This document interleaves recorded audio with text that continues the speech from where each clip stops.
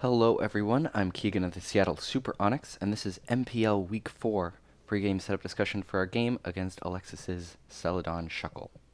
While she may be currently 0-3, I actually believe she has one of the best teams in the league, and we actually still don't know how the divisions pair up against each other, since this is the first week of games played out of division. So it could be that her league, or her division, is just a lot better than ours. So her team is, in order, Mega Aggron, Azumarill, Banette, Entei, Jolteon, Meloetta, Mew, Roserade, Shuckle, Togekiss, and Zygarde. And of these, the ones I'm concerned about and built around are her Mega Aggron, and the two I'm most concerned about are actually Azumarill and Togekiss, and then additionally Roserade, Mew, Zygarde, and to some extent Entei, which I don't expect since my team still has a very solid Rain Core. And she'll probably bring Jolteon as well, just because my team has thus far been very weak to electric types. But I feel like with our setup that we have, we're already doing well against Jolteon, and so it's not really a concern as we're building. So, moving on to my team, on that note, you'll notice one very big thing, that's why we're not weak to Jolteon, is that there's no Rain Core, no Politoed, or Ludicolo means no rain. So, this is mostly for two reasons. A, I don't think it's going to be very good this week. I think her team deals with the rain team pretty well. And two, I want to experiment and send a message. I want to show people, and if this is successful, it will, that a team without a rain cord I can do well in it.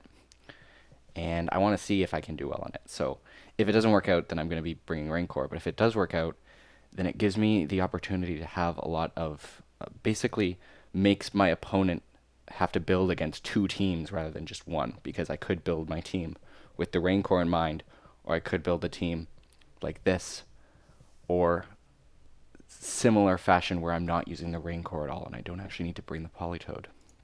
So, who am I bringing? I'm bringing Shedinja, Cresselia, Kabutops, Mega Sableye, Garchomp, and Ferrothorn. And so let's start with our non-mascot tier 5, which is probably the most surprising pick to most people. Shedinja, aka Nice Try Guy. Cons are very obvious and evident. Wonder Guard means we can freely switch in a lot of cases because they won't have the type coverage. But at the same time, it means we die to weather, rocks, spikes, any super effective move, or any status effect, which is the biggest one. The advantage we get is its presence is worth it. Basically, she'll need to second guess if the move will hit a Shedinja whenever she's about to hit a move. And considering her team is mostly built of fairly slow sweepers, especially Azumarill, we mitigate a lot of the disadvantages with the presence of Magic Bounce on Mega Sableye, where we can potentially baton pass into something. Looking at moveset, we use Protect for situations where we expect that someone may have a status effect or super effective move, but we don't know for sure, and we don't want to use up our Focus Sash. And we use the Baton Pass Hone's Claw package for when we expect a switch off, so that we get both momentum or the attack / accuracy bonus when we do switch off with Baton Pass. And X-Scissor is just our best stab move that we have available to us, that works against the majority of her team. We run basically whatever EVs we can that actually have an effect with an adamant nature. There's no point in putting any more in the other stats because they don't matter. HP won't give us anything, defense won't give us anything, special defense won't give us anything, special attack won't give us anything. And it's nice to have anyway, especially the attack boost. Now next up, that's one newcomer. Next up we have our other newcomer, which we recently dropped Kingdra for, who is Cresselia. And she is one of our two bulky Calm Mind sweepers this week. We'll get to the other one later.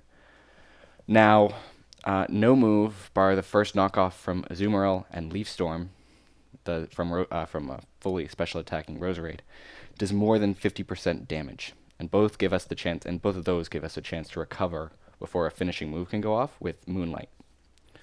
This basically means that once we get rid of Togekiss, which is really her only setup mon, bar maybe like Mew pivoting, which we haven't actually seen from her yet, it basically means that once Togekiss is out of the way, we can just throw Cress in off of either a def or a free switch in from like a Shedinja, and we have a high chance of just outright winning right there.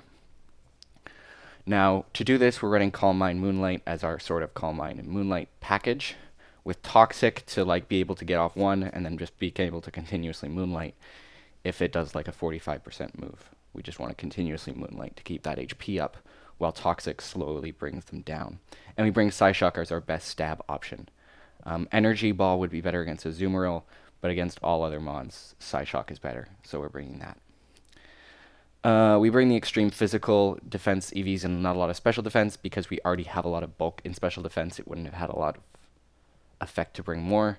And the big danger is the 2-hit KOs from the possible 2-hit KOs from Azumarill and Entei.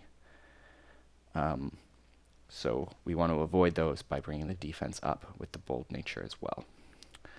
Up next we have our other Calm Mind Sweeper, but it justifies the slot with the utility from Magic Bounce, which is Mega Sableye.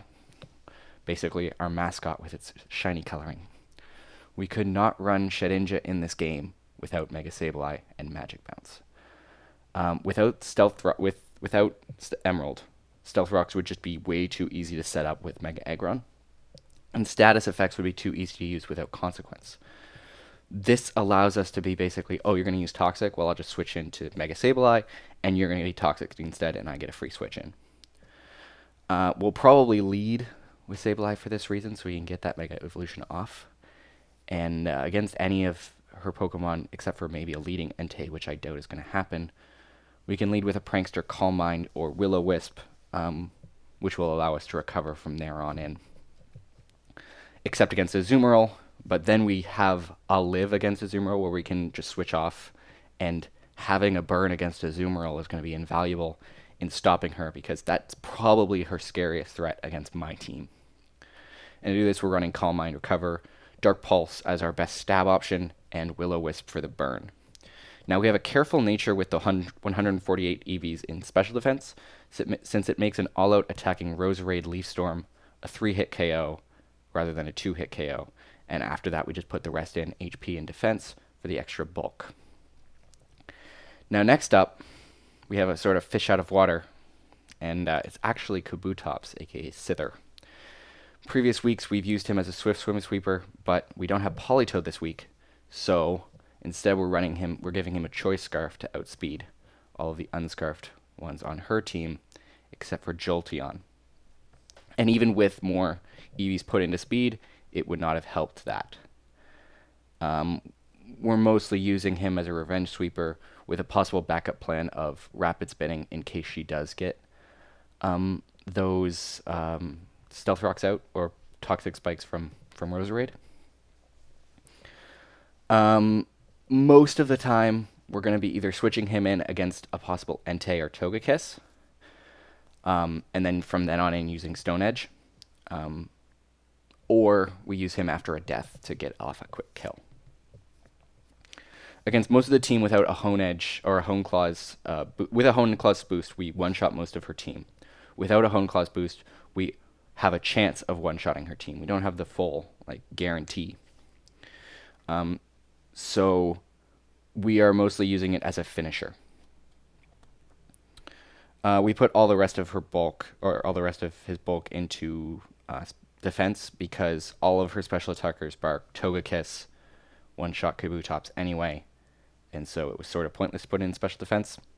And any additional special defense, at least what we had, wouldn't have helped the Togekiss matchup in any way. So we just put it into defense. Now our fifth person is actually Garchomp, Finn. Currently, this guy has not done well for us, but I still think he's actually the best individual member of our team. So far, he's only died in one game and did nothing the other game because Holucha was a boss.